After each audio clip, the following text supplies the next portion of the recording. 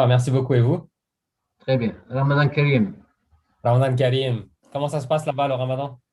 Inch'Allah, ya Rab. Inch'Allah.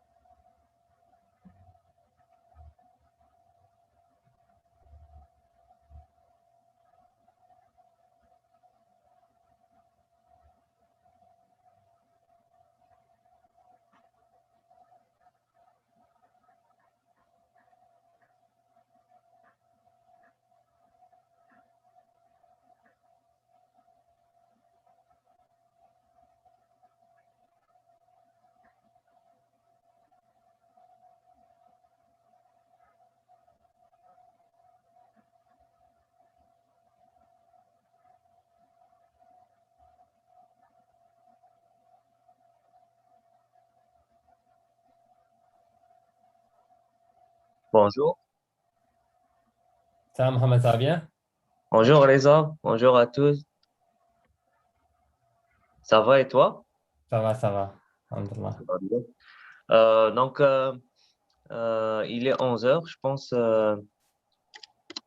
on peut commencer en attendant l'arrivée des participants, les autres. Euh, c'est partagé sur YouTube. Donc, les gens ils vont suivre comme d'habitude dans les deux plateformes. Euh, Monsieur Chaban, est-ce que tu veux qu'on commence?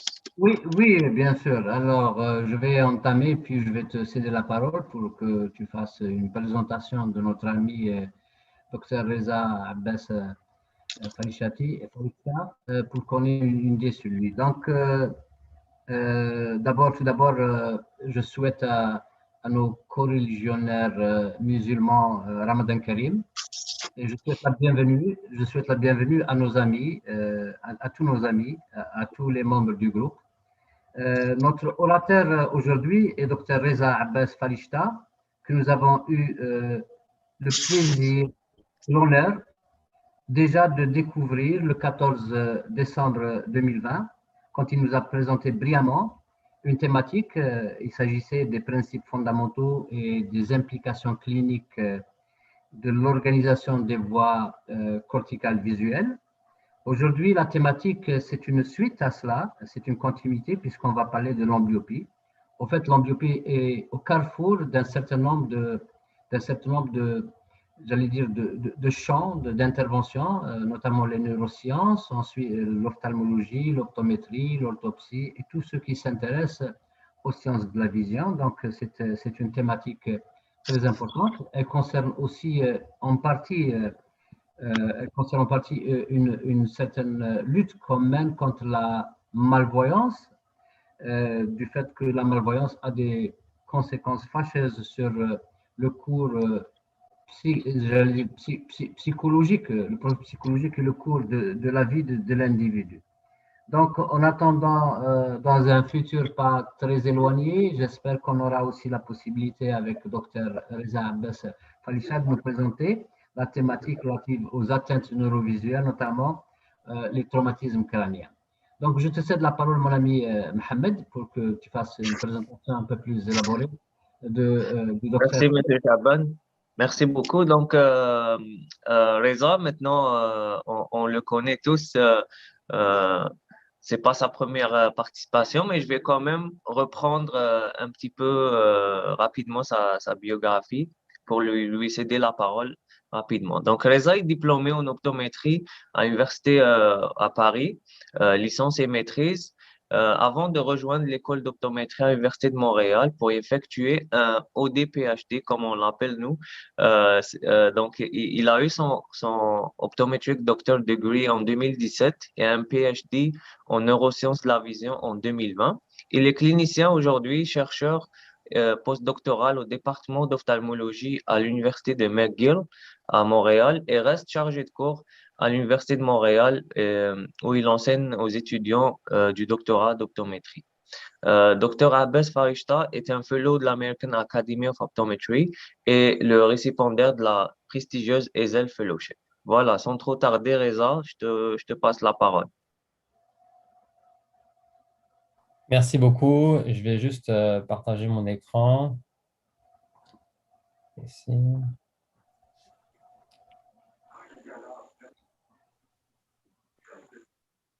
Là, je suppose que vous voyez la présentation. Oui, Ok. c'est bon. Donc déjà, merci beaucoup à Mohamed et à, à tout le monde d'avoir organisé ce webinaire. Moi, comme Mohamed le sait, attendez, je suis juste ici. Comme Mohamed le sait, quand il est arrivé à l'Université de Montréal et que j'ai su qu'il était originaire de l'Algérie, je lui ai dit tout de suite, ah, si tu savais un jour, j'aimerais vraiment visiter puis rencontrer tout le monde là-bas. Et c'est arrivé, je pense qu'on s'est rencontrés presque en même temps que la pandémie. Du coup, la possibilité de pouvoir venir en personne puis de pouvoir partager, apprendre avec vous ben, était pas vraiment possible. Donc, c'est là où est sortie l'idée de faire des webinaires en ligne. Donc, j'espère qu'un jour, on pourra tous se rencontrer. Donc, déjà, je vous remercie de cette plateforme. Le cours de la dernière fois, en tout cas le webinaire de la dernière fois, les feedbacks que j'ai eus, c'est que bon, c'était intéressant, mais je pense que c'était peut-être un petit peu trop sur certains points fondamentaux. Donc, ce que j'ai essayé de faire dans ce cours-là, c'est de le rendre beaucoup plus clinique. Donc, il va être beaucoup plus léger. Et le but que j'ai en tête euh, pour cette présentation, bon, c'est sûr, c'est de revoir les grandes lignes de ce qu'on connaît de l'amblyopie et j'en doute pas, j'en suis sûr que, euh, étant donné que ces grandes lignes-là, moi, je les ai apprises surtout quand j'étais à Paris, puis jusqu'à un certain point quand j'étais à l'Université de Montréal, quoique vers la fin de mon doctorat, il y avait pas mal on commençait un petit peu à changer certaines notions, mais je pense que c'est vraiment comme en ayant rejoint le département de McGill et de regarder ce qui se fait en recherche clinique, non pas en recherche fondamentale au début, mais en recherche vraiment clinique, que je me suis rendu compte que peut-être il y a certaines notions qu'on applique un peu moins en clinique, certaines données fondamentales qui sont pas encore passées, qui n'ont pas fait le saut entre ce qu'on a vu en recherche et comment on applique ça en clinique. Pourtant, il y a des données probantes là-dessus et c'est là-dessus que j'aimerais finalement euh, euh, focaliser aujourd'hui. Donc, s'il y a comme 3 ou 4 points importants euh, que je pense qui pourraient finalement être importants pour un optométriste dans le cadre d'une pratique assez générale, ben, c'est ce que j'ai voulu retenir ici. Donc, je voulais mentionner. Et je pense que même en tant qu'optométriste clinique, c'est des points qui sont assez importants parce que ça ne représente pas forcément la manière dont aujourd'hui, en pratique, on comprend l'amblyopie. Je vais faire quand même une petite introduction. Puis je ne pense pas que ça va durer plus d'une heure. Comme ça va peut-être laisser quelques questions. Donc, les généralités, comme vous le savez, l'amblyopie, ça reste une anomalie neurodéveloppementale qui est très courante. Il y a des altérations physiologiques, des voies visuelles et une altération de la vision en général dans un œil. Ça existe aussi les amblyopies binoculaires, mais moi, je vais surtout parler d'amblyopie monoculaire parce que c'est souvent celle qu'on va rencontrer le plus en clinique. Et quand on parle d'amblyopie, il y a vraiment un large éventail d'anomalies, aussi bien neurales, perceptives, des anomalies oculomotrices et cliniques qui peuvent survenir lors du développement normal, qui est perturbé vraiment tôt dans la vie. Et si on regarde un petit peu ce qui se passe dans le monde, en dehors de l'erreur de réfraction, l'hypermétropie, la myopie ou l'astigmatisme, ben, l'amblyopie, c'est la cause la plus fréquente de perte de vision chez les nourrissons et chez les jeunes enfants. Et comme il a été mentionné aussi dans l'introduction par le professeur, euh, étant donné que la vision a un rôle fondamental dans l'apprentissage et dans le développement même psychologique d'une personne, on se rend compte que régler le problème de l'amblyopie, c'est quand même un enjeu fondamental pour ces enfants-là, non seulement au niveau de leur qualité de vision sensorielle elle-même, mais aussi au niveau des chances qu'on peut leur donner d'avoir finalement un apprentissage qui soit des plus optimales finalement.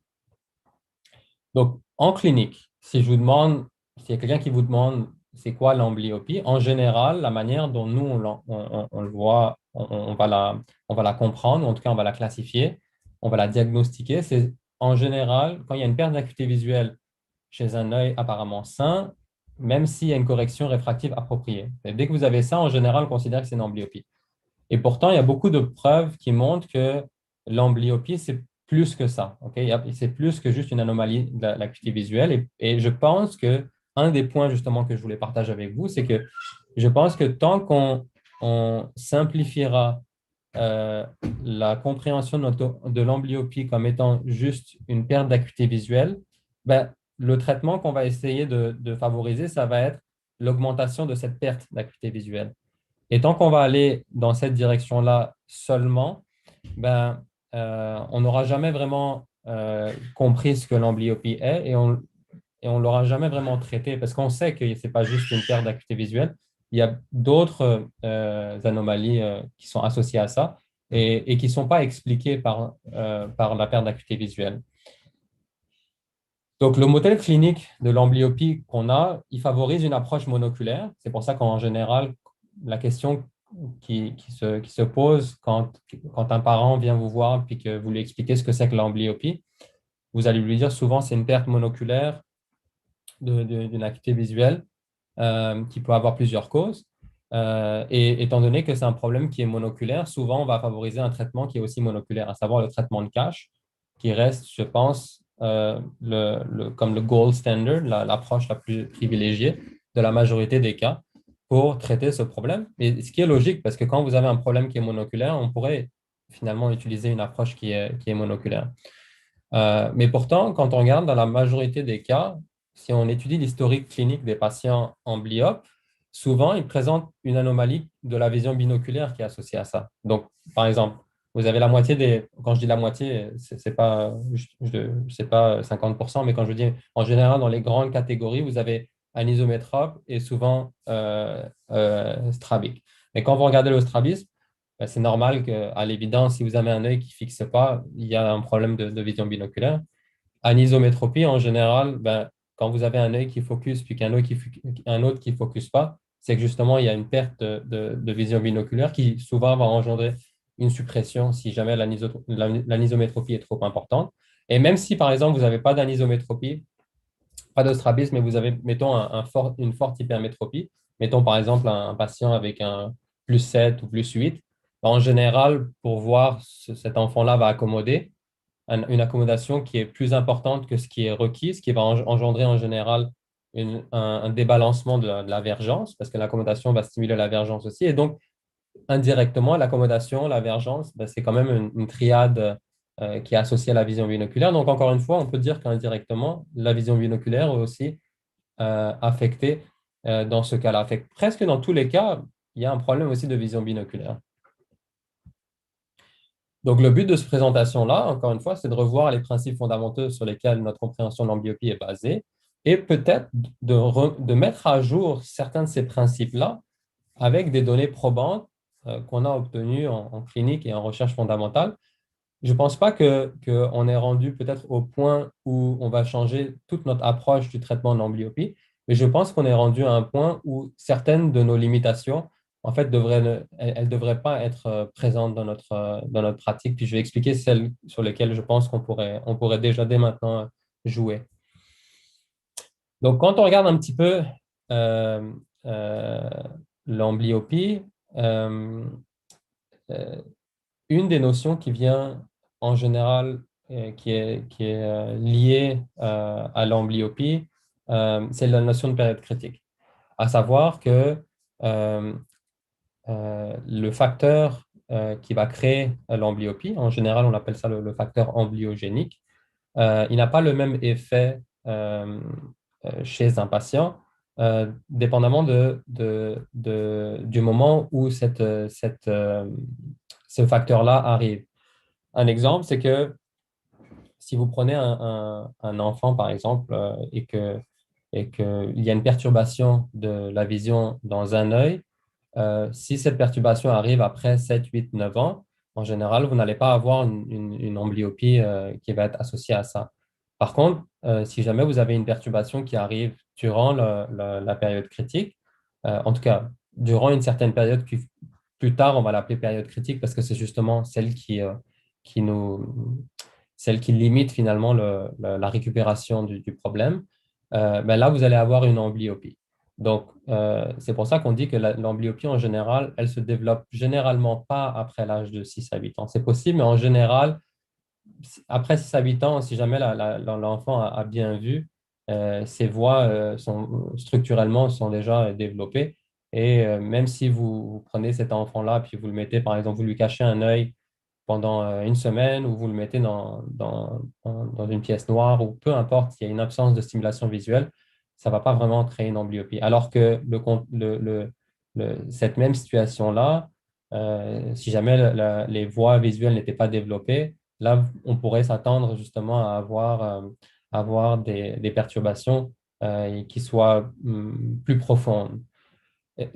Bien sûr, c'est la période critique, nous, chez l'être humain, elle a été déterminée surtout de manière rétrospective, c'est-à-dire en regardant l'apparition, par exemple, d'un strabisme qui va qui peut créer une amblyopie. Il y a des études qui ont montré que bon, ben, quand on étudie l'apparition du strabisme, quand c'est des strabismes qui arrivent avant 6, 8 ans, on peut avoir une amblyopie, mais si jamais vous avez un strabisme qui arrive après, par exemple, je ne sais pas moi, il y a eu un trauma qui a fait que ça a développé un strabisme, ou il y a une chirurgie, ou il y a eu un problème neurogénique, ou peu importe, vous avez un strabisme qui est créé après, en général, ça ne crée pas d'amblyopie. Donc, la notion de période critique, elle a été vraiment plus, comment dire, étudiée et définie euh, de manière expérimentale avec des modèles animaux. Je pense que durant la dernière présentation, je vous avais parlé très rapidement de Hubel et Wiesel. C'est les études qu'ils ont faites dans les années 80.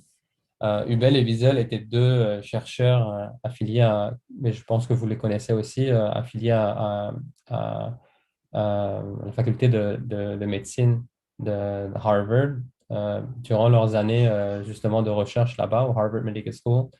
Ils ont fait pas mal d'études pionnières sur le cortex visuel, ce qui leur a permis d'être les récipiendaires du prix Nobel de la médecine et physiologie.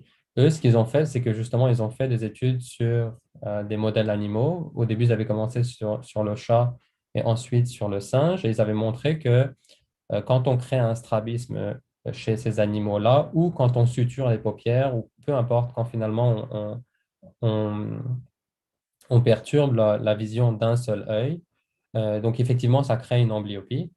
Mais que cette amblyopie-là, euh, elle varie en fonction de plusieurs paramètres. Un des premiers paramètres, c'est quand cette perturbation arrive. Donc, d'où la notion de période critique. Et aussi combien de temps elle dure. Ok, donc, c'est la durée et le temps, l'instant lesquels cette perturbation arrive, va créer une perturbation. Et c'est de là où on a un peu plus compris finalement la notion de période critique. Et donc, on a quand même une idée assez précise de la manière dont cette période critique va être mise en place. Donc, ces études, ce qu'elles ont confirmé, c'est l'importance du facteur amblyogénique. Et en général, grâce à ces études-là, ce qu'on a fait, c'est qu'on a déterminé quels sont les facteurs qui sont amblyogéniques, c'est-à-dire quels sont les facteurs qui ont créé une amblyopie chez ces animaux-là, et essayer de regarder si c'est le cas aussi chez les êtres humains. Et en général, on classifie les amblyopies donc, selon leur cause en étant strabique, anisométropique, mixte, par exemple, ou de déprivation. Maintenant, un des points que j'aimerais justement, je t'ai mentionné qu'il y a certains points que je pense qu'on devrait apprendre, en tout cas de mettre comme mettre à jour grâce aux études plus de recherche clinique, c'est justement la slide suivante. Ici, par exemple, c'était une étude qui avait été publiée ici aux États-Unis, dans lequel il y a plusieurs groupes de patients qui ont été étudiés. Ce qui a été étudié, c'était des caractéristiques de la vision, comme l'acuité visuelle et la sensibilité au contraste. OK? Donc, en général, ici, quand vous avez facteur 1, c'est l'acuité visuelle. Donc, ici, une plus faible acuité visuelle et une acuité visuelle plus importante. Et ici, le facteur 2 qui s'appelle sensitivity, dans le papier, en général, c'était deux notions de sensibilité au contraste. Donc ici, plus faible sensibilité au contraste et plus grande sensibilité au contraste. Et vous voyez que la notion, donc, de quelle est l'origine de la cause au niveau de l'amblyopie est quand même importante parce que c'est pas comme si, ici, quand on regarde, vous avez donc différents groupes, les strabiques, strabique inconstant, vous avez des gens qui étaient strabiques et qui ne le sont plus. Par exemple, quand vous avez une forte hypermétropie, vous avez un strabisme qui est créé mais qui peut être réglé avec une correction convexe. Et donc ça, ce serait finalement ce groupe-là. Vous avez des strabismes anisométropes comparés avec des gens qui ont une fixation excentrique. Et donc, et ici, vous avez pas mal de strabismes qui sont, pas mal d'amblyopes qui sont anisométropes. OK. Donc ici, vous avez des sujets qui sont normaux et ici, des sujets qui ont, par exemple, juste une correction, donc un problème réfractif. Ici, ce qu'on voit, c'est que ce n'est pas comme si vous avez des patients normaux et ensuite, vous avez un groupe homogène d'amblyopes. Dépendamment de la source de l'amblyopie, vous avez vraiment des patrons de déficit perceptuel qui diffèrent. Par exemple, ce qu'on voit, c'est que ici, si on regarde l'axe ici, vous avez une meilleure acuité visuelle quand vous allez de la gauche vers la droite au niveau de l'axe des abscisses. Donc, tout ce qui est vers la droite, c'est meilleure acuité visuelle. Tout ce qui est vers la gauche, c'est une acuité visuelle qui est moins bonne. Donc, vous voyez que finalement, un amblyope qui a un strabisme et une anisométropie, en général, a une chance d'avoir une acuité visuelle qui est quand même plus faible que d'autres groupes. Ce qui veut dire que la cause sous-jacente est, euh, va expliquer jusqu'à un certain point les déficits qui sont perçus. Et la même chose au niveau des strabismes et des amblyopes strabiques et des amblyopes qui sont plus anisométropes. Par exemple, si je regarde juste les strabiques et juste les anisométropes ont une meilleure acuité visuelle, ils sont plus vers la droite que par exemple les strabiques. Mais par exemple, en opposition, les strabiques en général ont une meilleure sensibilité au contraste que les anisométropes et jusqu'à un certain point ont même une meilleure sensibilité au contraste que des sujets normaux. Ce que ça veut dire, c'est que pour vraiment comprendre l'amblyopie, il faut déjà essayer de comprendre la cause qui est sous-jacente et les principes vraiment du déficit clinique va être vraiment différent en fonction du groupe strabisme, du groupe d'amblyopie. Et je trouve ça intéressant, par exemple, que quand vous voyez les strabiques ont une sensibilité au contraste qui, sur certains points, peut être même supérieure à un sujet normal. Ce que ça veut dire, c'est que de réduire l'amblyopie à juste une perte d'acuité visuelle, c'est pas forcément vrai parce que justement, là, on voit qu'il peut y avoir des phénomènes de compensation qui font que peut-être, moi, c'est une interprétation, c'est possible que, par exemple, dans ce cas-là, les sujets qui sont strabiques ici, qui ont une plus mauvaise acuité visuelle, ont réussi à trouver une stratégie de compensation en ayant une meilleure sensibilité au contraste pour pouvoir justement continuer leur vie et avoir dans la vie de tous les jours les indices qui sont nécessaires à interpréter le monde. Peut-être qu'eux, ils se basent plus sur le contraste que sur l'acuité visuelle. Donc, encore une fois, de réduire le cerveau d'un patient amblyope à juste son cerveau, c'est un cerveau qui voit un peu moins bien parce qu'on ne voit pas l'acuité visuelle. C'est quand même une simplification qui je pense, ne tient pas la route. C'est possible qu'on doit des fois simplifier en fonction du traitement parce que dans certains cas, finalement, le traitement, c'est le même, surtout quand on veut régler le problème de l'acuité visuelle. Mais je pense que si on veut vraiment un jour régler l'amblyopie au total, c'est-à-dire vraiment la comprendre puis avoir un traitement qui fait qu'un amblyope après arrive vraiment presque au même niveau qu'un sujet normal, ben, il va falloir aller dans ces petits détails-là qui, je pense, sont importants. Ici, c'est justement une distribution du même papier que je trouve vraiment intéressante. Donc, encore une fois, ici, on a la sensibilité en haut et on a l'acuité visuelle de gauche vers la droite, ordonnée et abscisse. Donc, si on regarde ici, on voit vraiment qu'il y a quand même deux populations qui sont quand même très distinctes. Ici, c'est les binocular abnormals et les non-binocular abnormals. Ce que ça veut dire, c'est parmi les amblyopes, on a regardé ceux qui avaient une certaine vision binoculaire et ceux qui n'avaient pas de vision binoculaire. Donc, par exemple, un strabique, par définition, n'a pas de vision binoculaire. Mais par contre, un anisométrope, par exemple, si jamais l'anisométropie n'est pas si pire que ça, c'est possible que même s'il y a une amblyopie, il reste quand même une certaine stéréo, une certaine fusion, et donc on va considérer ça comme un sujet qui est binoculaire. Vous voyez que les sujets qui sont binoculaires, en général, quand on regarde la distribution, elle est plus distribuée vers la droite et plus vers le bas. Donc, ce que ça veut dire, c'est que des amblyopes qui ont un certain degré de vision binoculaire ont plus de chances d'avoir une meilleure acuité visuelle, ok. Mais c'est possible que leur sensibilité au contraste soit un peu moins bonne. Alors que quand on regarde les sujets qui n'ont jamais eu d'expérience de vision binoculaire, en général, on voit que c'est possible que leur acuité visuelle soit moins bonne, mais par contre qu'ils aient une meilleure sensibilité au contraste. Donc ça, c'est quand même un point assez intéressant, comme quoi le fait qu'un sujet amblyope ait eu une expérience de vision binoculaire ou pas va avoir un impact très important sur finalement, est-ce qu'il peut avoir une meilleure acuité visuelle ou est-ce qu'il va avoir une sensibilité au contraste qui va être altérée ou pas.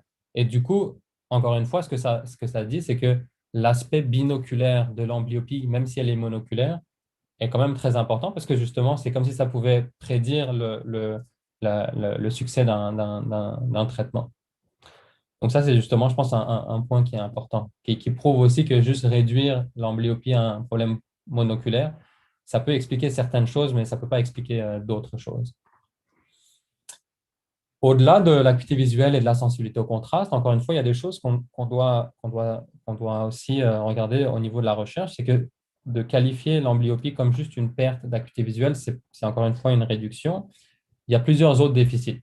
Il y a l'altération des processus d'attention visuelle. Il y a des études qui ont montré que un patient amblyope, surtout quand il va regarder avec son œil amblyope, a plus de la difficulté à, euh, recruter les processus de l'attention visuelle qui permettraient justement d'augmenter la salience de la stimulation visuelle. Et ça peut être, et là je parle avec des termes qui sont plus spécifiques à la recherche, mais ça peut être vrai dans n'importe quel domaine. Quand vous lisez quelque chose et que vous voulez porter attention je ne sais pas moi, un texte, ben, c'est possible qu'on se dise, bah, c'est bizarre parce que, par exemple, ce patient-là, il a encore des difficultés de lecture, mais nous, on a réglé jusqu'à un certain point son amblyopie. Maintenant, il y a juste, par exemple, un ou deux lignes de différence entre son bon œil et son mauvais œil. Mais c'est possible aussi que ce soit des processus qui sont au-delà de juste la vision, mais de la cognition visuelle, c'est-à-dire l'attention visuelle, la mémoire visuelle, des notions qui sont au-delà de juste l'acuité visuelle, finalement. Il y a des difficultés dans le mouvement de prise. Donc, en anglais, ça s'appelle grasp and reach. Donc, c'est juste aller chercher justement quelque chose avec sa main qui est dominante. C'est possiblement lié à la stéréo. Et encore une fois, cette, euh, cette difficulté-là peut se traduire comme un manque dans la vie de tous les jours, comme il avait été mentionné. Ça peut aussi créer un manque de confiance au niveau du développement de l'enfant. Donc, il y a des enjeux qui sont quand même très importants. On a de la difficulté au niveau des vergences. Donc, si après on part du principe que l'amblyopie crée une instabilité binoculaire, en plus de ça, si jamais il y a un problème de vergence, ben, tant qu'on n'aura pas réglé le problème, on n'aura jamais, tant qu'on n'aura pas compris le problème, on ne l'aura jamais réglé.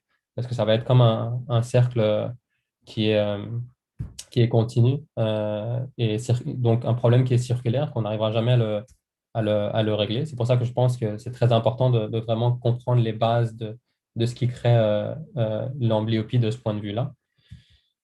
Il y a d'autres déficits, par exemple, qui peuvent expliquer aussi certaines choses qu'on voit en clinique. Les mouvements oculaires, par exemple, il y a des études qui ont montré que la stabilité de fixation chez les patients, chez l'œil amblyope est plus difficile. Et ça, je pense que c'est important de le savoir parce que des fois, surtout en clinique, quand on traite un patient qui est amblyope, et que une des choses qu'on va souvent faire on va diagnostiquer l'amblyopie, qu'on va lui donner une paire de lunettes, en général, le traitement, c'est qu'on commence toujours en général par une paire de lunettes.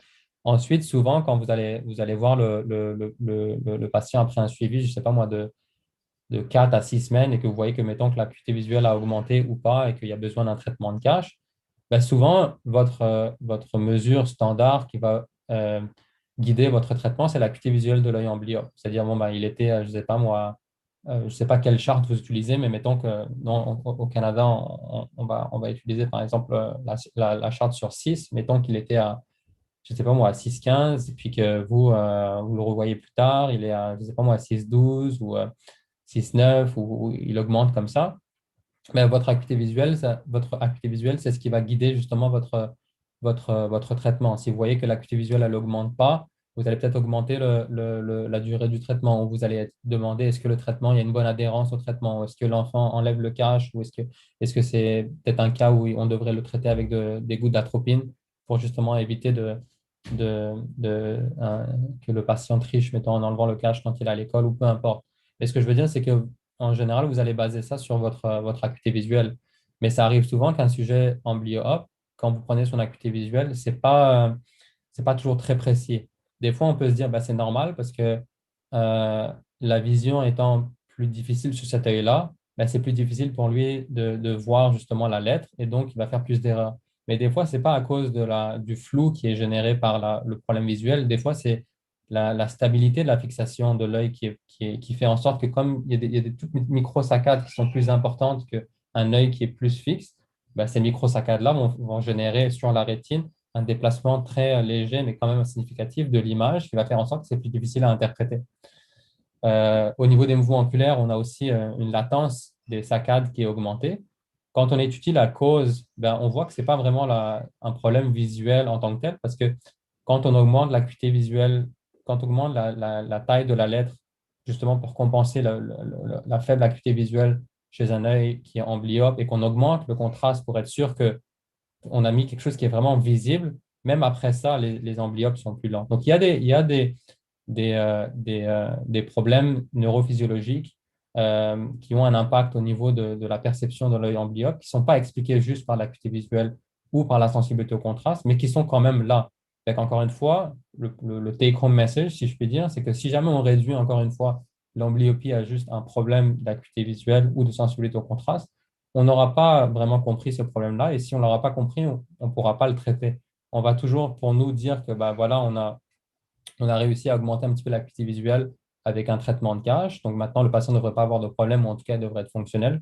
Et si jamais il revient avec des problèmes fonctionnels ou qu'il rapporte encore que, écoute, ce n'est pas exactement ce que je peux, ou un autre possibilité, souvent ça arrive que, et j'en suis sûr que ça vous arrive aussi en clinique, vous allez avoir des patients que vous allez arriver à des acuités visuelles qui sont quand même tout à fait respectables, avec peut-être si vous utilisez la charte en dixième, vous avez peut-être 10 dixièmes, puis l'œil amblyopes, peut-être 10 dixièmes moins peut-être une ou deux lettres ou quoi, mais le patient n'arrive pas à avoir une très bonne stéréo.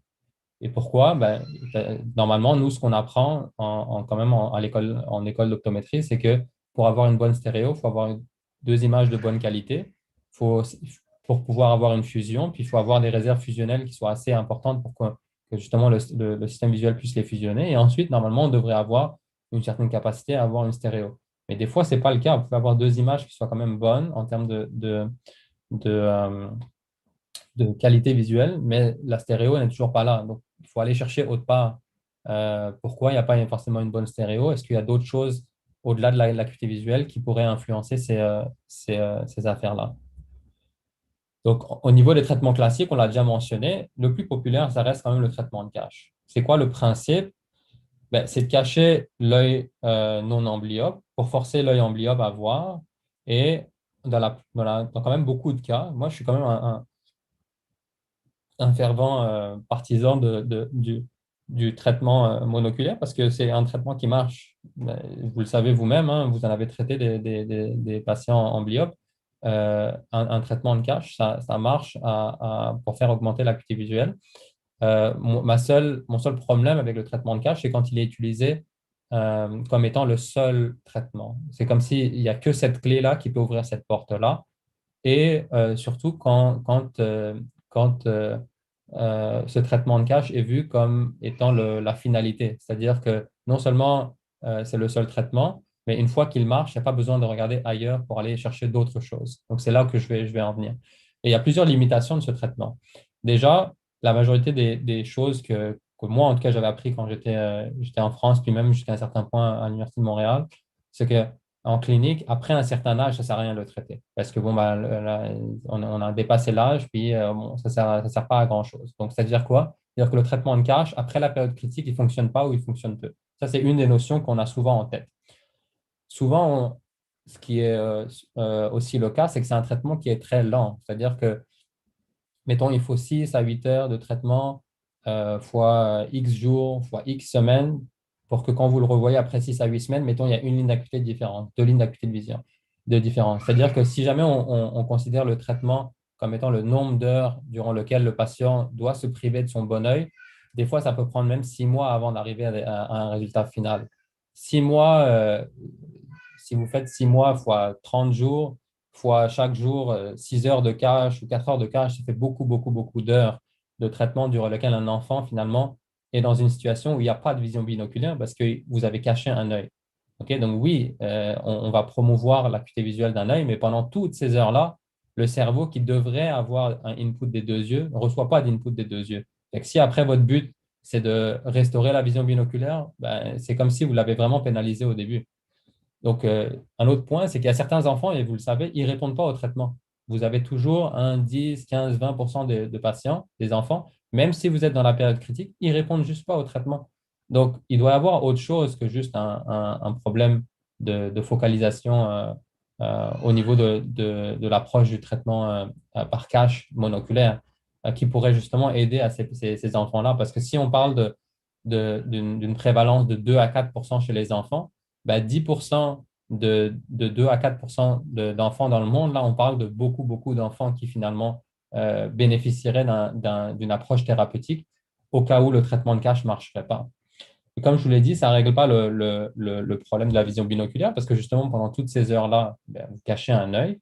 Et puis, il y a des études qui montrent que ça peut même parfois nuire à la vision binoculaire, de sorte que pour certains patients, ils peuvent avoir une meilleure stéréo ou en tout cas une capacité à avoir un percept de façon binoculaire qui est meilleur avant le traitement qu'après. Puis c'est normal parce que c'est comme si euh, la- on donne aucune chance à la vision binoculaire pendant la période de cache à se développer finalement. Puis il y a un autre point, c'est que l'adhérence au traitement elle peut être difficile chez beaucoup d'enfants. Moi, ça m'arrive souvent en clinique d'avoir d'avoir des retours à faire. Je commence par un traitement, par exemple, qui est sur un cache qui est placé, une pastille qui est placée sur le verre, euh, le verre en tant que tel.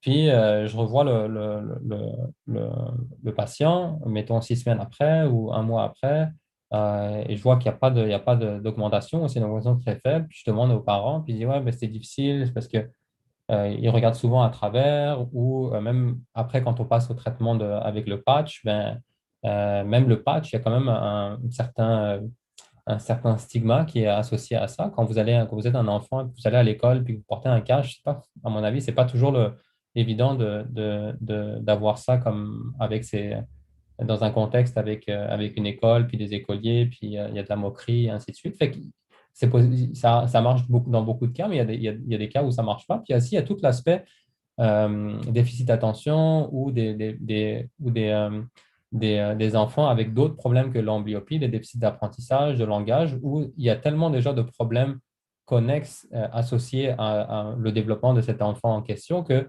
rajouter des facteurs qui peuvent nuire au développement de sa confiance et de l'estime de soi, ce n'est pas forcément le traitement qui est idéal. Si c'est le seul, c'est le seul, mais s'il y en a d'autres, ben, parfois, ce n'est pas forcément le traitement qui est idéal.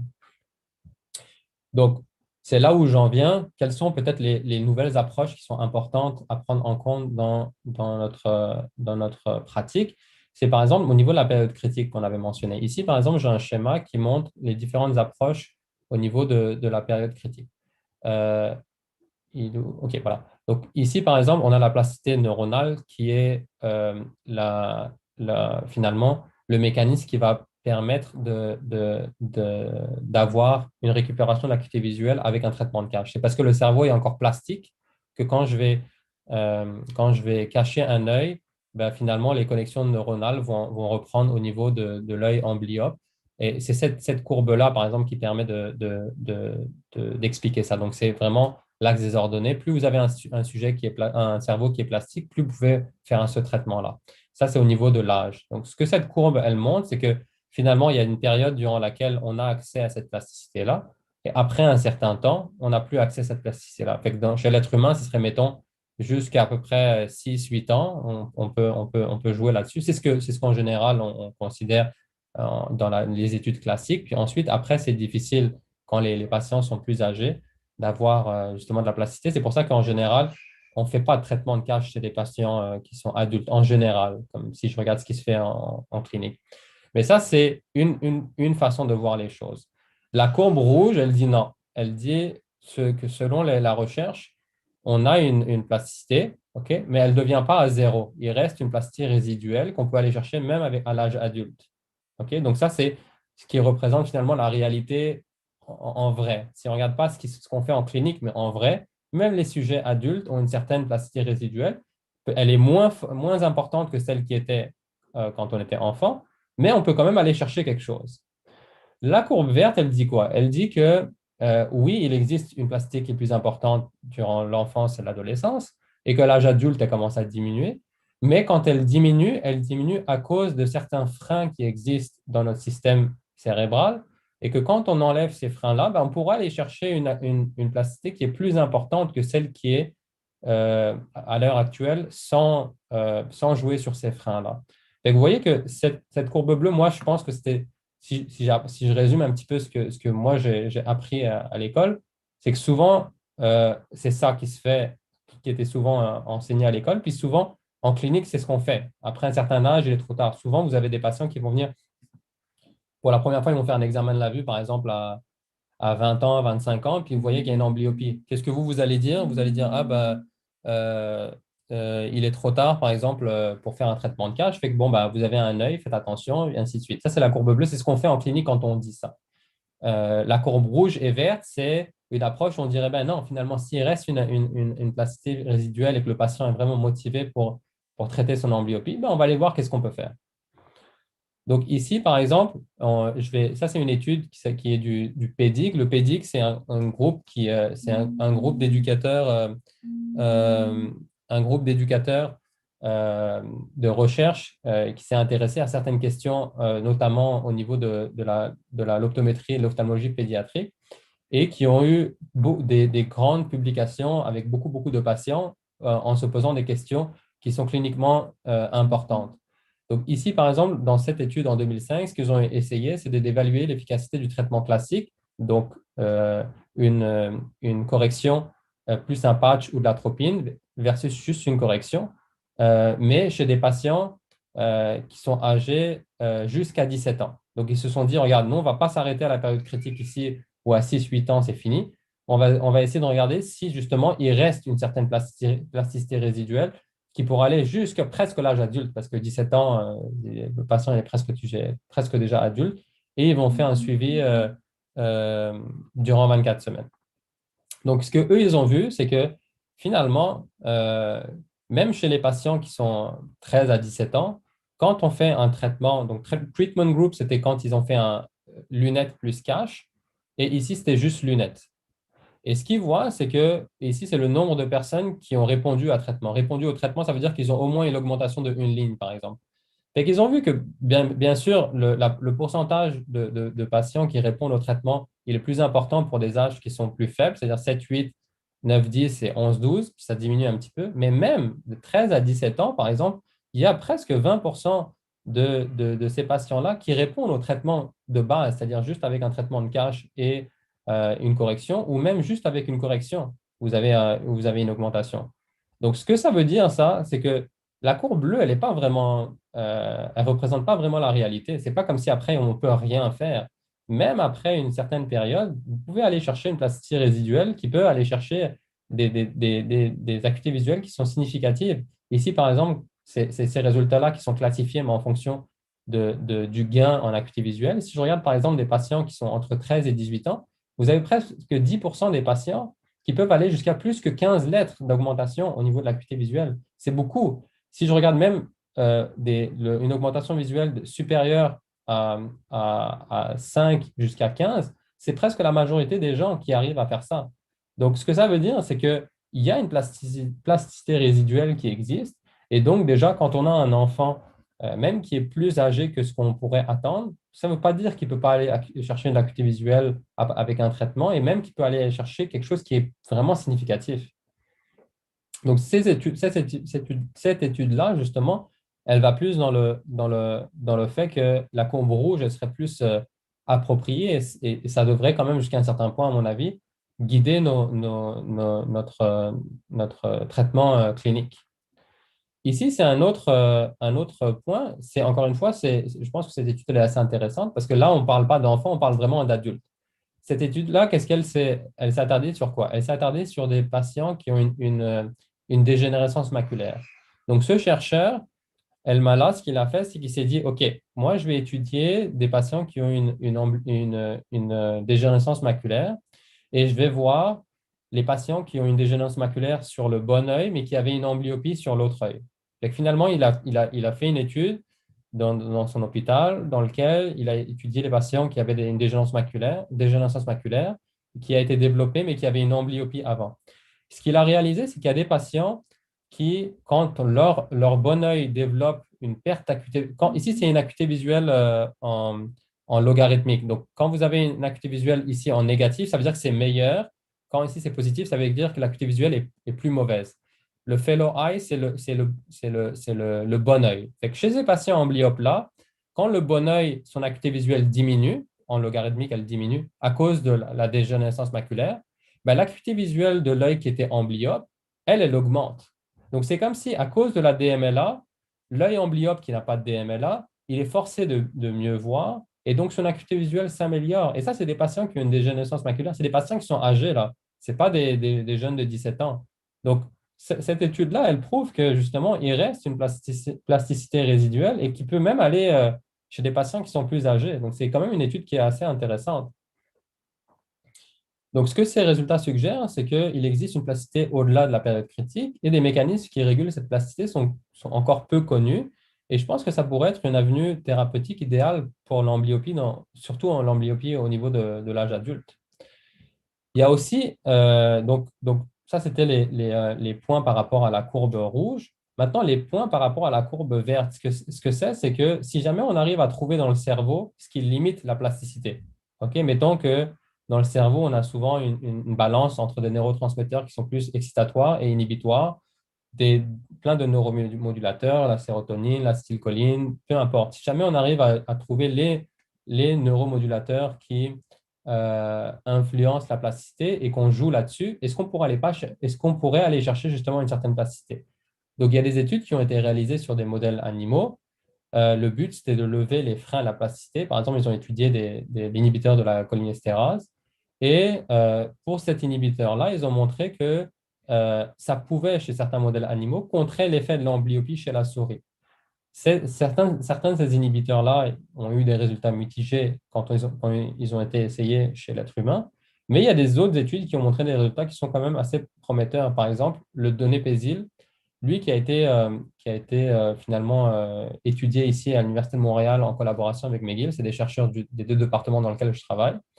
Ce qu'ils ont montré, c'est que quand un patient prend du donépésil, ça augmente sa capacité à voir une rivalité interoculaire. Et cette rivalité interoculaire-là, elle est quand même importante parce que ça permet de lever la suppression. Ça, c'est chez des patients adultes. Donc ça pourrait être, par exemple, une cible thérapeutique qui pourrait permettre justement de lever le frein, ou en tout cas un des freins qui impose cette période critique au système visuel. Et donc, potentiellement, si jamais ces résultats-là peuvent être essayés dans des recherches cliniques avec des vrais patients, peut-être qu'on pourrait aller avoir une cible thérapeutique qui permettrait d'avoir un traitement de l'amblyopie adulte qui serait plus efficace que ce qu'on fait pour l'instant. Il y a d'autres grandes lignes, en tout cas grandes lignes de traitement, puis ça va être les derniers points sur lesquels on va discuter. Il y a trois grandes en général lignes thérapeutiques en général en recherche en ce moment qui ont des avantages et des inconvénients. Un des premiers, c'est l'apprentissage perceptuel. OK? Ce que ça considère, c'est que en général, plus une tâche est pratiquée, plus la performance augmente par rapport à cette tâche-là. C'est lié à la synapse de Hebb. La synapse de Hebb veut que quand une synapse est utilisée entre deux neurones, finalement, ben, elle se renforce. Et donc, quand on applique ça à l'amblyopie, on se dit que bon, bah, si jamais on arrive à avoir une tâche qui est difficile et qui doit permettre à l'œil amblyope de discriminer certains détails subtils et qu'on l'a fait de manière répétée, ben, c'est comme si on va forcer l'œil amblyope à aller chercher vraiment le maximum de ces capacités-là de manière répétée. Ça devrait normalement renforcer ces connexions de manière plus privilégiée que de juste mettre un casque et de dire bah, vas-y, va vivre ta vie de tous les jours. Parce que c'est possible que si jamais un patient met un cache puis qu'il utilise son œil amblyope, mais qu'il n'est pas dans les conditions optimales pour aller chercher ces conditions vraiment presque au niveau de son seuil de perception, bah, peut-être qu'on ne va pas aller chercher des capacités qu'on aurait pu aller chercher si justement on avait ces conditions-là. Et étant donné que justement on ajoute cette difficulté qui est arrivée au seuil de ces capacités, peut-être qu'on peut avoir des résultats qui sont meilleurs. Ça, c'est le but vraiment le principe de l'apprentissage perceptuel dans le cadre de son application à l'amblyopie. Un autre, c'est le jeu vidéo. Okay, donc, c'est similaire à l'apprentissage perceptuel. J'ai mis PL ici, j'ai oublié. En fait, PL, c'est Perceptual Learning. C'est la même chose que AP en anglais. Et le but, c'est quoi? C'est de dire, OK, l'œil amblyopes n'est pas assez stimulé si on va juste le cacher. Donc, on va créer un système dans lequel on va essayer de stimuler l'œil amblyopes de manière à arriver vraiment à déterminer des facteurs dans le jeu visuel, dans le jeu de vidéo qui est proche de ces seuils de capacité. Et en plus de ça, étant donné qu'il y a comme un aspect récompense et divertissement associé au jeu vidéo, ça peut stimuler la sécrétion de neuromodulateurs qui peut justement favoriser cette plasticité. Et ça peut aussi augmenter l'adhérence au traitement parce que pour des enfants, jouer à un jeu vidéo, c'est plus attrayant que porter un cache, par exemple. Euh, euh, donc, il y en a un qui va être plus finalement accepté par le patient. Justement, je pense que son acceptation peut avoir un rôle aussi sur la capacité du système visuel à augmenter ses fonctions visuelles. Et le dernier grande ligne de traitement, c'est le traitement dicoptique. Le traitement dicoptique, c'est quoi? C'est que, étant donné que l'amblyopie, c'est un problème binoculaire, ça nécessite un traitement binoculaire. Donc, le but, c'est de créer un percept dicoptique, donc de créer finalement une rivalité entre la perception de l'œil non amblyope avec l'œil amblyope. Donc, non seulement ça force l'œil amblyope à participer à la vision de manière binoculaire, mais étant donné que la scène visuelle est vue de manière binoculaire, il n'y a pas d'impact négatif sur la stéréo. Au contraire, ça stimule la stéréo. Ça, c'est le grand principe du traitement dicoptique qui favorise justement une approche binoculaire à un problème qui est binoculaire. Puis, il y a eu pas mal d'études qui ont été faites sur ces trois traitements. Donc, DC, c'est Dicoptic, PL, c'est Perceptual Learning, et VG, c'est Video Game, et différents groupes, aniso, strabique et mixte. Et à chaque fois, donc, ces trois types de traitements-là augmentent quand même l'acuité visuelle par rapport à un groupe où il n'y a pas de traitement. Donc, le fait que ça marche, ça, c'est quasiment sûr. La question, c'est est-ce que ça marche autant que le traitement de cache? Là-dessus, on a des résultats en général assez mitigés. Ce n'est pas cette slide-là, mais je vous le dis comme si vous regardez, vous faites des recherches là-dessus. En général, il y a des études qui montrent que soit c'est la même chose, soit c'est un peu moins bien. Et on pourra expliquer pourquoi c'est le cas. Mais en tout cas, on sait que ça marche, mais ce n'est pas encore un traitement gold standard parce que je ne pense pas que ça remplace encore le cache. Et ici, juste pour vous dire, ça, c'est sur des personnes adultes. C'est-à-dire que ça, c'est toutes les personnes qui, dans la vie, tous les jours, en cliniquement, nous, on aurait dit, ben, c'est trop tard. Ben, on va aller chercher quand même quelque chose. Et ce traitement-là, finalement, vous voyez qu'on peut avoir une augmentation de l'acuité visuelle, peu importe l'âge. C'est-à-dire que vous voyez qu'ici, quand on regarde un petit peu l'effet de l'âge par rapport à l'acuité visuelle, on voit qu'il n'y a pas vraiment de corrélation. C'est-à-dire qu'il y a une distribution qui est quasiment plate ici, où vous pouvez même avoir 50, 60 ans et vous attendre à avoir, par exemple, ici, une personne qui a 50 ans et avoir une acuité visuelle, une augmentation de l'acuité visuelle qui est quand même non négligeable.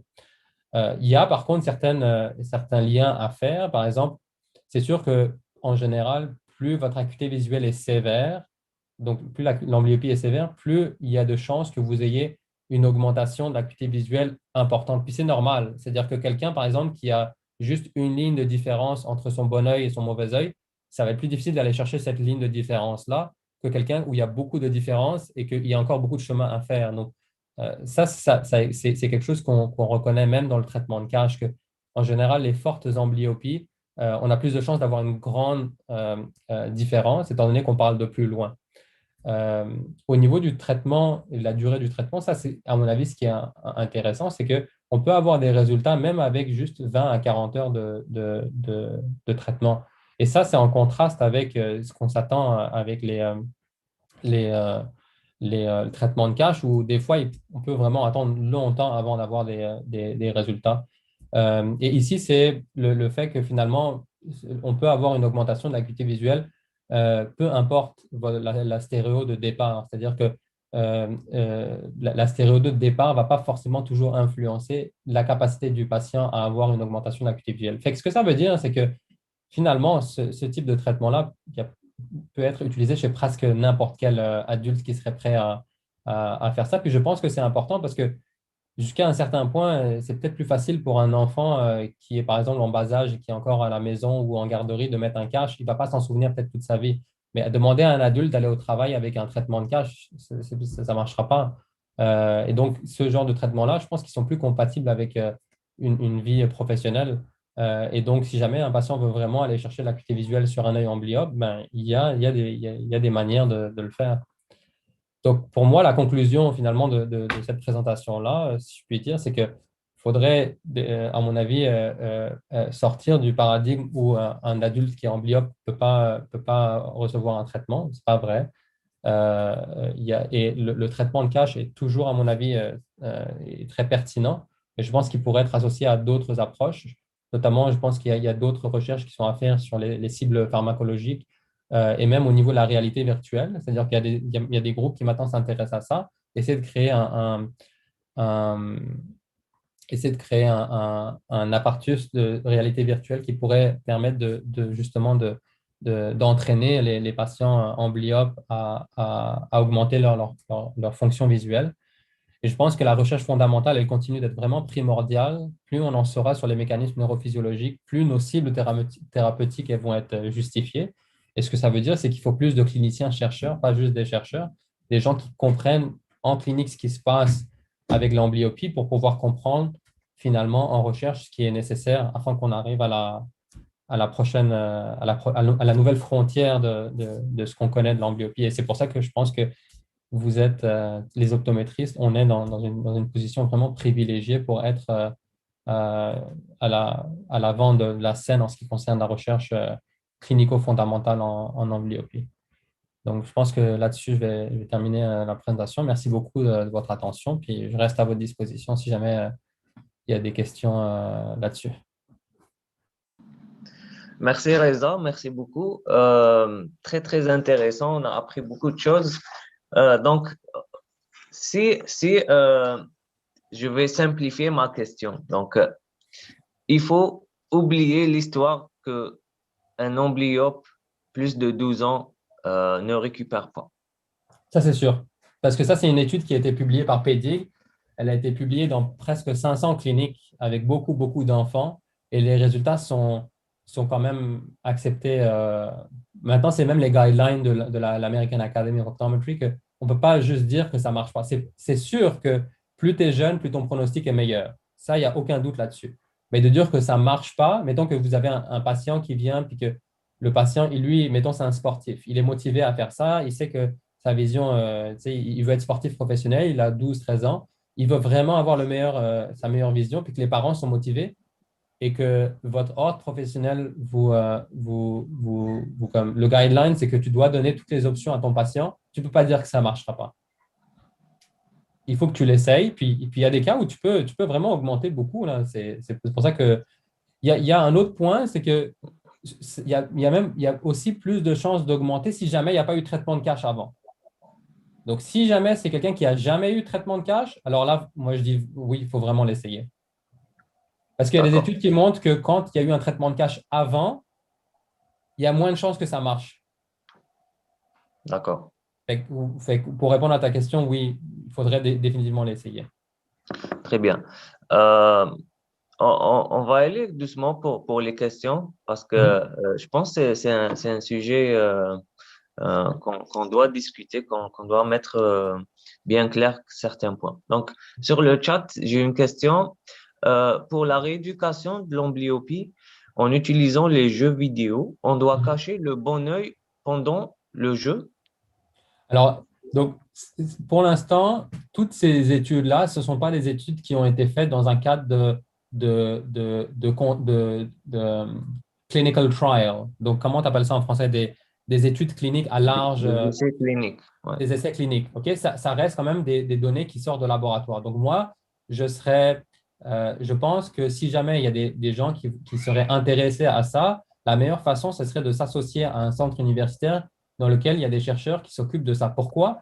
Parce que contrairement au traitement de cache, où en général, tu mets le même, que si tu as un patient qui est plus 5 ou moins 8 ou à une acuité visuelle de 6,12 ou 6,120, le cache que tu vas mettre, c'est le même. Ce qui va changer, c'est la durée. Mais le cache, c'est le même. Mais dans les traitements de dioptique, de video game, en général, tu as des ajustements à faire dans le jeu vidéo qui est basé sur la sensibilité au contraste de l'œil que tu veux essayer de voir. Parce que le but, c'est de favoriser la vision binoculaire. Donc, par exemple, quand c'est un traitement dioptique, ben, tu ne peux pas juste mettre n'importe quel paramètre. Tu dois mettre les paramètres qui vont favoriser la rivalité binoculaire. Donc, si jamais tu mets le même paramètre à tout le monde, ça ne marche pas. Donc, il faut que tu sois associé à un centre qui s'occupe de ça. Et justement, c'est le point où je voulais en venir. La raison pour laquelle je pense que dans certains cas, il y a eu des résultats qui sont peut-être moins intéressants au niveau des jeux vidéo et au niveau du traitement dioptique, c'est qu'à la base, ces paramètres-là, ils n'ont pas été forcément toujours individualisés par rapport aux patients. Tu peux pas, dans ce genre de traitement-là, tu ne peux pas prendre la même chose pour tout le monde puis t'attendre à avoir des mêmes résultats parce que justement, c'est C'est un, un traitement personnalisé. exactement. C'est comme si tu t'attendais à avoir tu veux mettre, c'est comme si je disais, tu veux un verre progressif qui est personnalisé, tu t'attends à avoir des meilleurs résultats, mais dans la personnalisation, tu ne prends pas les paramètres propres à chacun de la personne. Mais c'est possible après que tes résultats ne soient pas aux attentes de ta hypothèse. D'accord. Je voudrais juste intervenir, si vous le permettez, Oui, sur oui. un certain nombre d'aspects. La présentation était excellente, mais j'ai eu l'impression que vous avez fait beaucoup de raccourcis pour pouvoir nous permettre un petit peu d'aller directement sur l'objectif même de la présentation, qui est l'aspect qu'est-ce qu'on peut apporter aux cliniciens comme information Mhm, sur l'état des lieux mhm, de nouvelles thérapies concernant l'amblyopie. mhm. Mais je vais un petit peu remonter un petit peu les choses sur un autre plan, peut-être qui semble être plus intéressant, parce que je me suis intéressé longuement à cette histoire d'amblyopie. J'ai même présenté un travail il y a de Mhm, cela 13 ans, 14 ans. mhm, Et j'ai dû regarder attentivement deux études longitudinales, l'une mhm, celle du PEDIG mhm, aux États-Unis, la deuxième celle du MOTAS en Grande-Bretagne. mhm, Et, et dans ce sens-là, d'abord, l'étiologie de l'amblyopie, parce qu'on parle des amblyopies, là, on ne mhm, parle pas d'une amblyopie dans le sens où on n'a pas une homogénéité au niveau j'allais dire, au niveau de l'étiologie, parce que mhm, nous avons les amblyopies liées au strabisme, les amblyopies liées à l'anisométropie, les amblyopies liées à la déprivation, à privation. On prive de signal tel que les amblyopies liées à la cataracte, optosis, etc. Donc là, il est évident aussi que sur notre aspect, nous avons différentes variantes d'amblyopie. Nous avons des amblyopies profondes, très profondes, où le pronostic est souvent assez sombre, quel que soit l'âge. On a des amblyopies moyennes et des amblyopies légères. mhm, Ensuite, on a un autre phénomène qui a été revu pendant des années, parce que c'est une thématique qui est très ancienne, sur les régressions un petit peu au niveau des résultats relatifs aux thérapies, que ce soit pour la pénalisation par cash ou par atropinisation, nous avons vu qu'au bout d'un certain moment, les choses, quand on arrêtait ce traitement, ça régressait, on se retrouvait aussi avec le même problème. Et là, on se penche un petit peu sur les sites, si vous voulez, parce que vous avez un petit peu fait l'économie sur une chose importante, c'est les sites de l'amblyopie, les sites au niveau des voies visuelles. Le débat est toujours ouvert entre, on sait que le site se situe en V1 et V2. Au fait, d'autres ont privilégié la question que le site peut aussi se retrouver au niveau du LV1, du corps génouillé latéral. Et là, tant qu'on n'aura pas défini, si vous voulez, il n'y a pas une approche unique.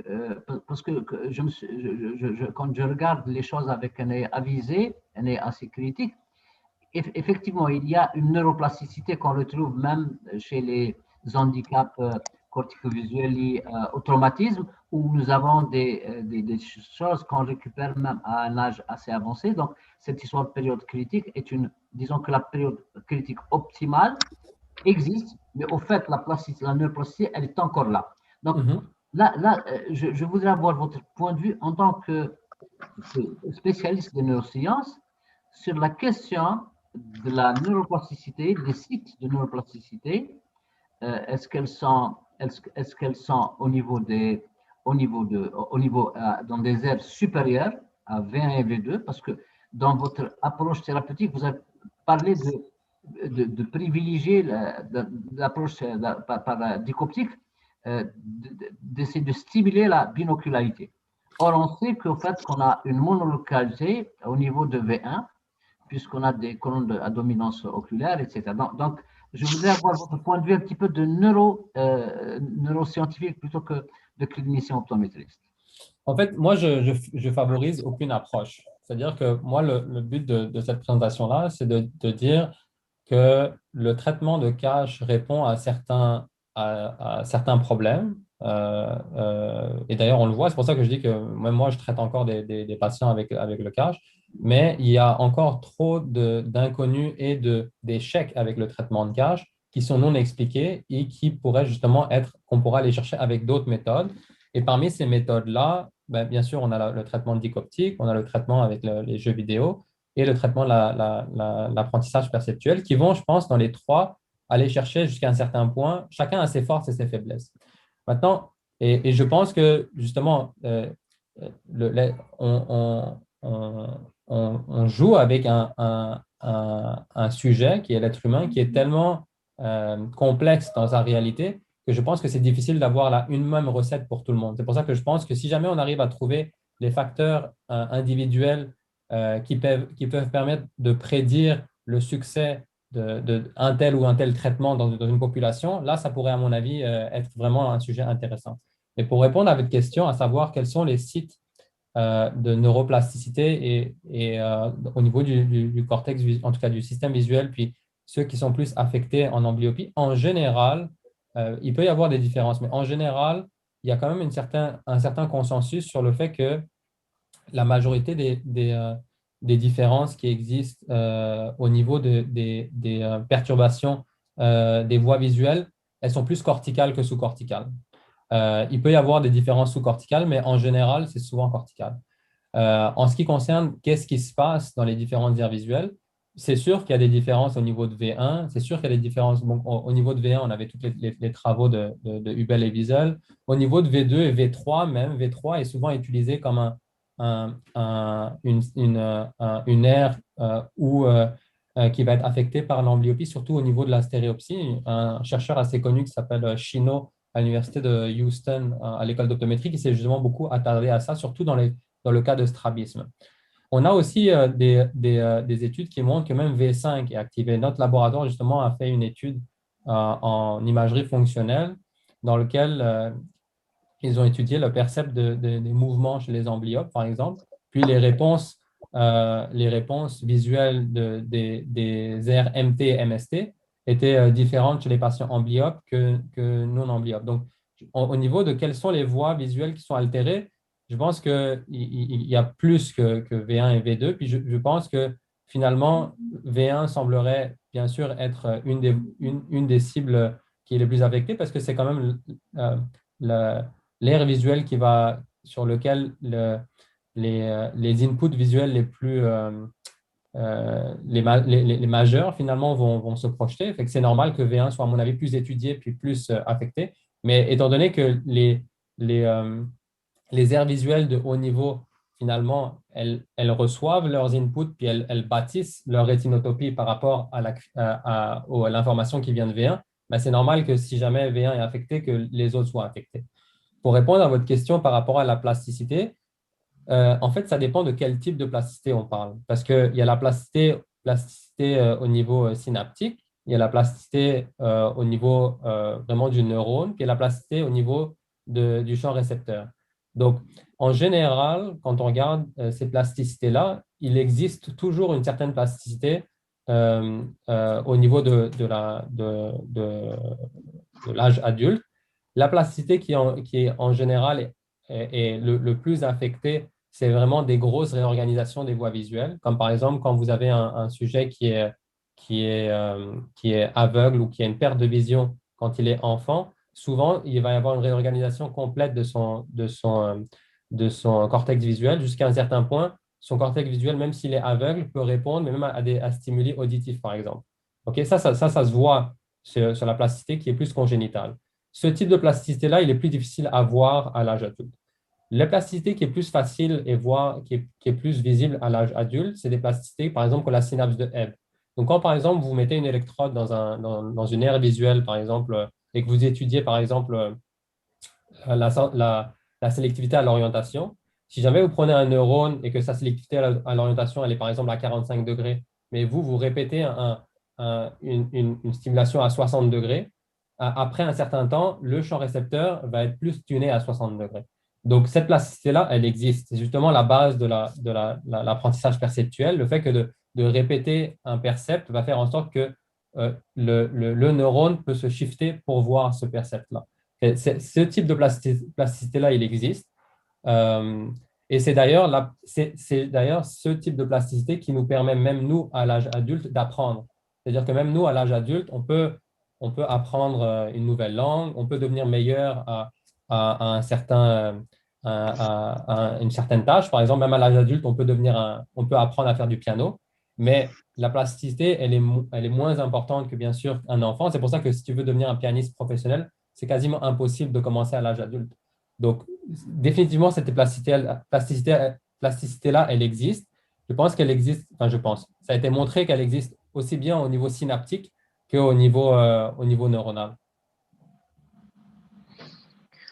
Je vous informe que j'ai mis online sur la rubrique fichier les articles que vous avez cités en référence. J'ai OK? profité de l'occasion pour faire une petite recherche et les mettre en ligne.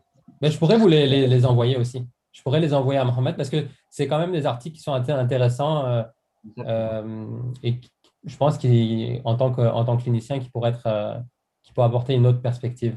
Mais d'ailleurs, je pense que s'il y a des personnes qui travaillent en amblyopie, tous les articles de PEDIC, je pense qu'ils sont intéressants. D'accord. Reza, une autre question sur l'approche que tu as citée dans la conclusion, l'approche pharmacologique. Ouais. Donc, on a commencé dans un projet à l'hôpital de Canastel, c'est un hôpital pédiatrique avec Dr Kahwaji en Algérie, un projet pilote sur l'utilisation de la gabapentine chez les amblyopes. Mhm. Est-ce que je sais que c'est encore en essai clinique, c'est encore l'approche pharmacologique n'est pas très acceptée par beaucoup de professionnels. Quel est ton point de vue sur cette approche-là et quel sera son futur? Je pense que c'est comme, en fait, je pense que en tant que clinicien et chercheur, et ça c'est une vérité à mon avis qui devrait être le cas pour tout le monde, on ne devrait pas avoir de biais par rapport à une approche, juste par rapport à une certaine expérience clinique sans vraiment fondement rationnel. C'est-à-dire que le but même d'un chercheur, ce n'est pas d'imposer sa volonté au résultat, mais d'essayer de voir est-ce qu'il y a quelque chose qui marche. Et s'il y a quelque chose qui marche, voir quels sont les avantages, puis les inconvénients par exemple, au niveau de l'approche pharmacologique, ben, n'importe quel médicament que tu vas utiliser, il va avoir des effets secondaires, il va avoir certains risques. Donc, il faut voir est-ce qu'il y a des bénéfices, est-ce qu'il y a des risques. Donc, mon approche, c'est une approche de scientifique. C'est-à-dire, moi, ce qui m'intéresse, c'est est-ce que ça marche, quels sont les effets sur le cerveau. Puis, si ça marche, est-ce que je peux aller chercher quelque chose? Et si oui, pourquoi ne pas l'utiliser? Donc, par rapport à une substance par rapport à un autre, moi, je pense que ici, justement, l'article que j'avais cité de Shea-In en 2020, tu la connais ici à l'Université de Montréal, ça a été publié par Elvire Baucher. Et ça a été publié dans une très, très bonne revue. Ça a été publié dans le Journal of Neuroscience. C'est très difficile de publier dans le Journal of Neuroscience. Et ce qu'ils ont montré, c'est que justement, quand tu utilises du tonopézil, ça augmente la capacité du patient à avoir une rivalité binoculaire qui peut justement aider à lever la suppression.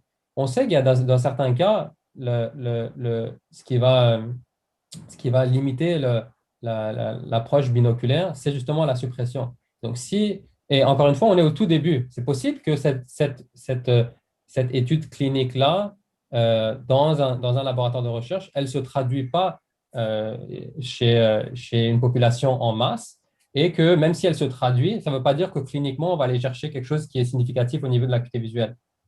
Après, la question, c'est juste augmenter la rivalité binoculaire pour l'augmenter sans réel gain fonctionnel. Est-ce que ça vaut la peine de donner des neuromodulateurs à des patients en sachant qu'on n'a pas encore étudié les effets secondaires? Ça ne vaut peut-être pas la peine.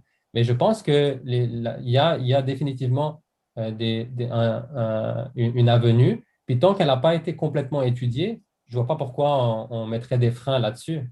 Tu sais. J'en suis sûr, moi j'en suis même sûr. Si tu veux mon avis, je suis quasiment sûr que, et ça c'est le cas à mon avis que vous avez déjà entendu. Combien de fois vous avez eu des parents qui étaient un petit peu sceptiques quand vous voulez dire on va cacher le bon œil?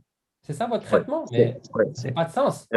Mais moi, ça, c'est des parents. Moi, j'imagine que même au niveau scientifique, quand ces traitements-là sont apparus, c'était peut-être contre-intuitif à la base de cacher le bon œil. Mais à la base, après, ça a marché.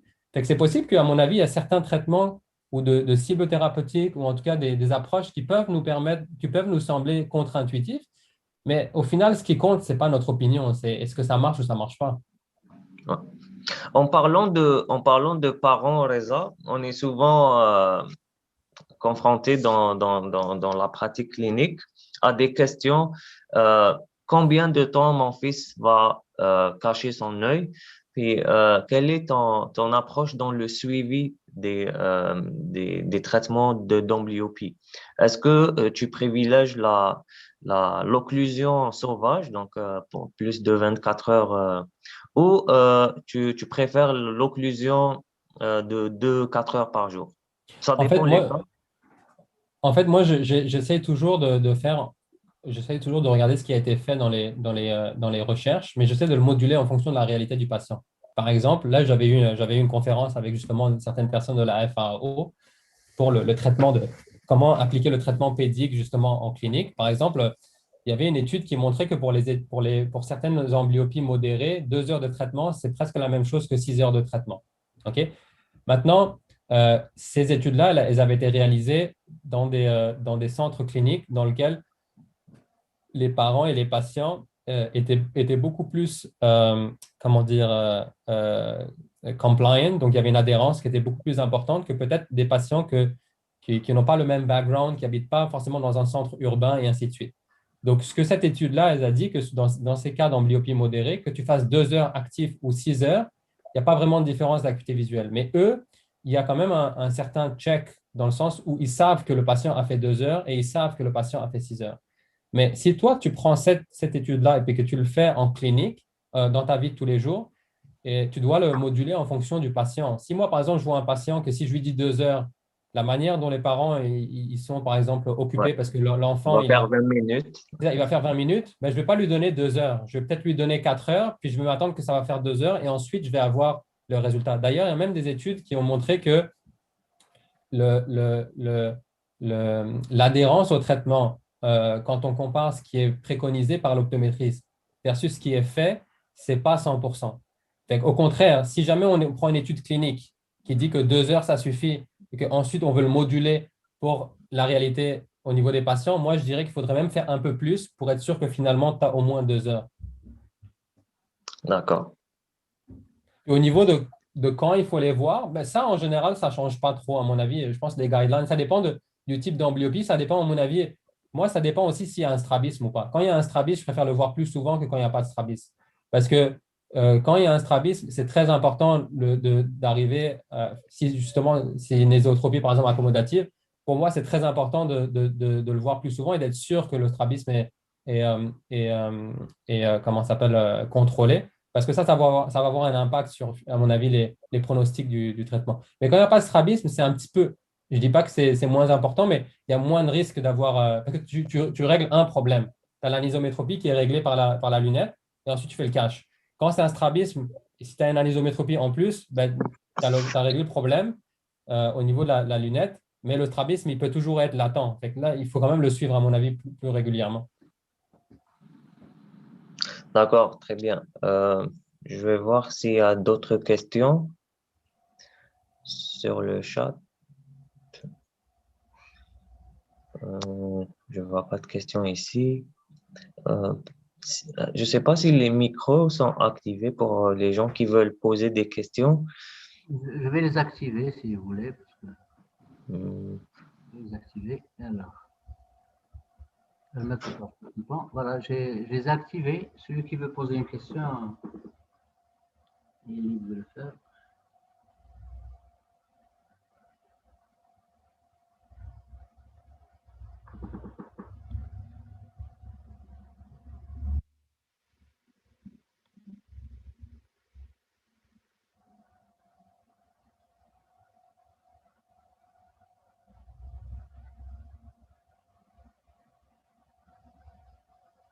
Apparemment, il n'y a pas de question. Hein. Parfait. Bah, écoutez, moi, ça m'a fait vraiment plaisir de converser encore une fois avec vous, puis d'apprendre grâce à vous, avec vous. J'espère un jour que cette expérience-là, on la vivra. Vous êtes basé sur quelle ville, là? Moi, je suis à Témouchent, c'est une petite ville à côté d'Oran. Ok, prêt. Bah, alors, j'espère qu'un jour, on aura l'occasion de Inch'Allah. manger du bon poisson d'Oran et Inch'Allah. de discuter de tout ça. Puis, je souhaite encore une fois un très bon mois de Ramadan à tous mes confrères ici présents. J'espère que vous allez profiter de ce mois, puis en espérant aussi qu'on se revoit pour la neurooptométrie.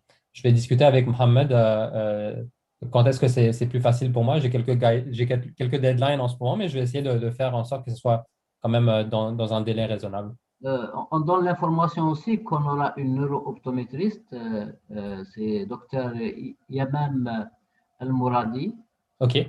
basé aux États-Unis, qui va nous faire une communication probablement après le 15 mai. Donc, ça va être autour du 27 mai, Inch'Allah. OK, ben, je pense que j'aimerais bien comme juste écouter, comme ça, je vais essayer de ne pas faire la même chose. Si par exemple elle parle plus d'un modèle, ben, je pourrais compléter avec un autre modèle, comme ça ne devient pas répétitif pour tout le monde. Parfait, très bien. Merci beaucoup. Merci à tout le monde, encore une fois, au plaisir de vous rencontrer, Inch'Allah. Inch'Allah. Ça Salam.